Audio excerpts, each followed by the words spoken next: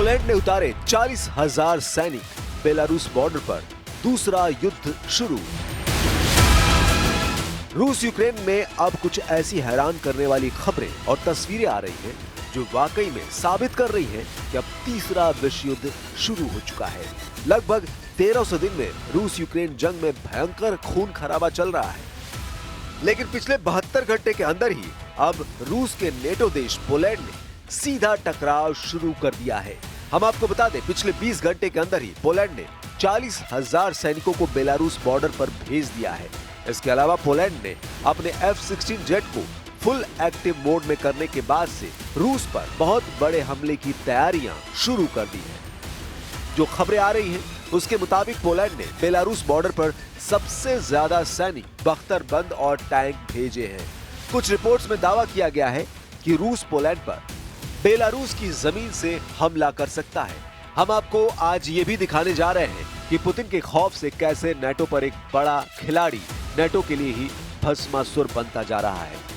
कुल मिलाकर यूक्रेन पर भीषण हमलों के बाद जिस तरह से रूस ने नेटो को जंग में उतरने के लिए मजबूर कर दिया है, उससे ये तय हो चुका है कि अब यूक्रेन के साथ साथ नेटो के भविष्य का फैसला भी युद्ध से ही होगा। Ta rosyjska prowokacja, jak panowie generałowie i nasi żołnierze doskonale zdają sobie sprawę, była niczym więcej tylko próbą testowania naszych zdolności. Zdolności reagowania także polityków, prezydenta Polski, premiera Polski na to, co się dzieje we współczesności, co się dzieje dzisiaj. Była próbą i prowokacją sprawdzenia mechanizmu działania w ramach Sojuszu Północnoatlantyckiego i naszej gotowości do reakcji.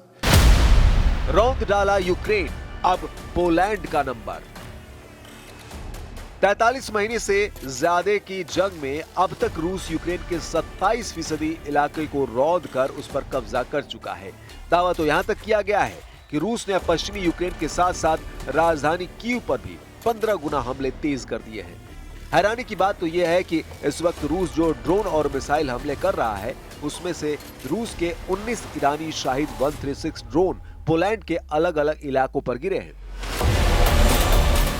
दावा तो यहां तक किया जा रहा है कि Poland ने अनुच्छेद 4 का इस्तेमाल करते हुए रूस पर बड़े हमले की तैयारी कर ली है।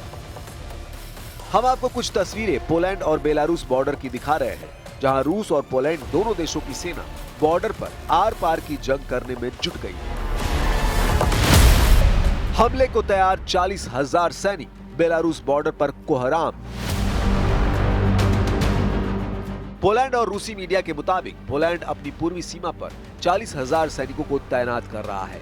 पोलैंड ऐसा इसलिए कर रहा है क्योंकि रूस और बेलारूस द्वारा आयोजित होने वाले जयपथ 2025 संयुक्त सैन्य अभ्यास बेलारूस सीमा पर हो रहा है। पोलैंड को डर है कि कहीं जयपथ 2025 संयुक्त सैन्य अभ्यास के बहाने रूस हमला न कर दे, इसलिए पोलैंड अपनी सीमा बेलारूस के साथ बंद कर रहा है।